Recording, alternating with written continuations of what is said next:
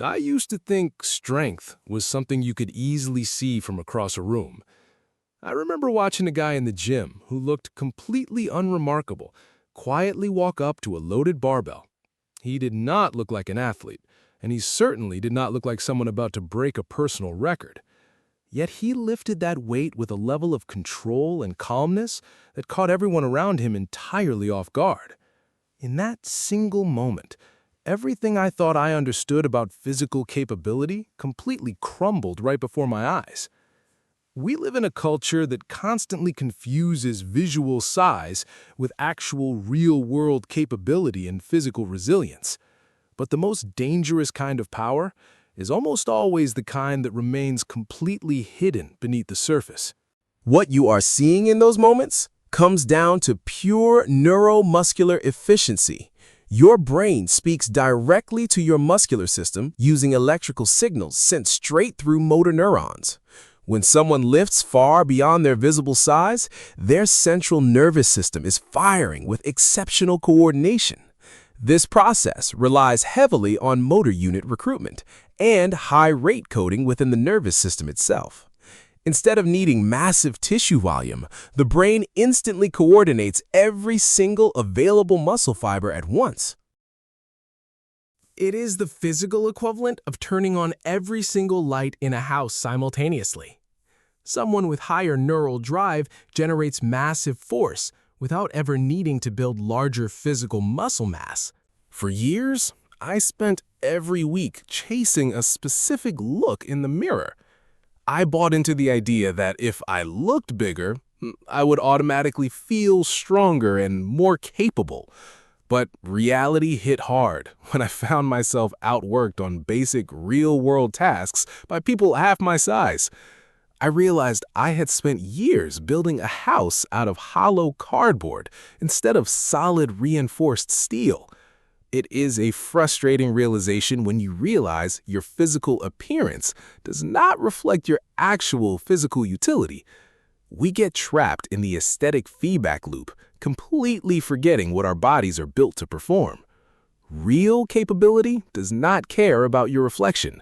It shows up when life demands real, unyielding effort. Your body actually possesses built-in protective brakes designed to keep you from destroying your own tendons. Inside your tendons sit sensory receptors known specifically as Golgi Tendon Organs. When muscle tension spikes too fast, these receptors send an immediate emergency shutdown signal directly to your spinal cord. This reflex forces the muscle to relax instantly, preventing severe tears and painful structural damage. People who demonstrate deceptive strength have trained their nervous system to safely raise this neural threshold over time. Through consistent high-intensity exposure, the brain learns that heavy loads are not an immediate physical threat.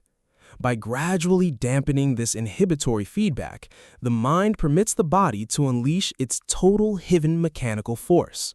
I started noticing a clear pattern among the quietest people working in the gym corner. They rarely wore bright clothing, and they almost never looked in the surrounding mirrors between sets. Their focus was entirely internal, tuned to the subtle feedback of their own breathing and stability. I remember asking one of them why he never tracked his arm size or physical chest measurement. He just laughed quietly and told me he only cared about moving heavy objects with absolute control. That conversation completely flipped my perspective on what true discipline actually looks like in practice. When you train for performance instead of applause, you build an entirely different kind of human strength.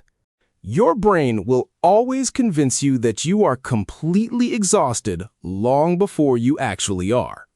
Psychologist Tim Noakes pioneered the central governor theory to explain this exact protective physiological mechanism. The brain continuously calculates heart rate, oxygen levels, and core temperature to project potential physical danger. When it senses impending overload, it creates intense sensations of fatigue to force you to stop moving immediately. People who appear deceptively strong have mastered the art of psychological reframing during physical discomfort.